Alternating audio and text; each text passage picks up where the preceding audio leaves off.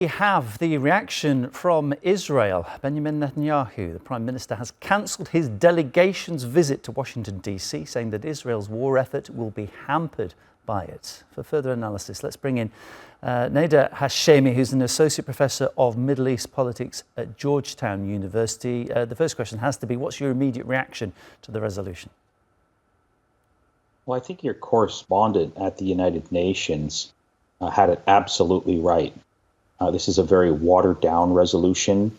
The UN ambassador, the U.S. ambassador, has said that it's a non-binding resolution as far as the United States is concerned. If you actually look at the text of the resolution, it talks about a ceasefire during the month of Ramadan. And anyone who knows anything about Ramadan knows there's only 2 weeks left.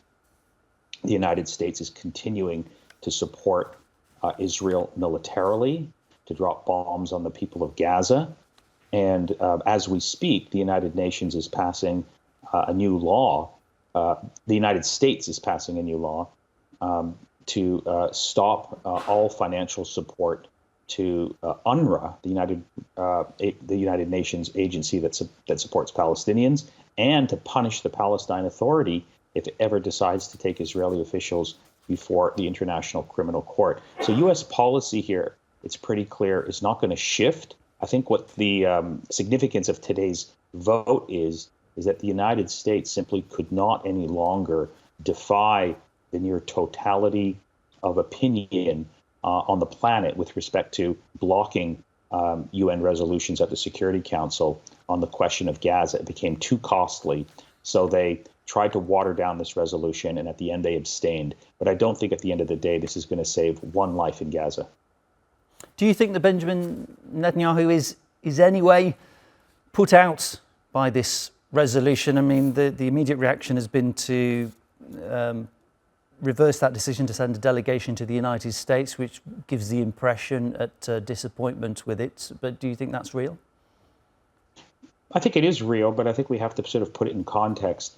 Benjamin Netanyahu, Benjamin Netanyahu is used to 100% support from the United States.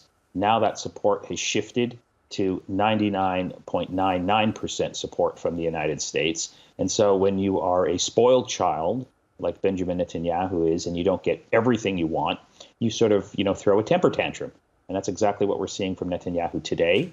I suspect he eventually will go to the United States to speak before Congress, because he's been invited there by the Republican Party. So I think this is a temporary sort of reaction by the Israeli Prime Minister that won't last very long. But this really changes, I think, very little on the ground. So I think that's where our focus needs to be, particularly because we're talking about a situation in Gaza that is experiencing a famine in the midst of a genocide. You're obviously quite sceptical about the impact that this resolution is going to have, and to be quite honest, that was kind of my first reaction. I don't have your level of expertise, but I did feel like I was watching to some extent, listen to the US ambassador, some political theatre being played out. Do you think it will have an impact, perhaps, in terms of the amount of aid that gets into Gaza? Will there be more pressure now? Because even you've got the US representative there pretty much saying that the conflict has to stop, even if it's only temporary. Will we see Israel maybe bowing down and allowing more aid into the region? No, unfortunately, no, because Israel has no incentive to shift its policy with respect to allowing aid into Gaza. The only way that can happen if there's very real world consequences for Israel's starvation tactics toward the people of Gaza, and that can only come from its biggest ally, the United States. And everything that we've heard today from the U.S. ambassador at the United Nations and everything that we've seen from the Biden administration since October the 7th suggests that the United States still, backs Israel almost unconditionally. And so the only way this, humanitarian crisis, this famine can change in any significant way is if the United States decides to, give Israel some tough love and establish clear red lines and consequences over its policy of starvation. And as far as I can tell, there are no consequences that the Biden administration is prepared to establish for Israel's defiance of international law with respect to the famine that's unfolding in Gaza as we speak. Nader, thank you so much for your time and analysis. Nader Hashemi, who's an associate professor at Georgetown University. Thank you.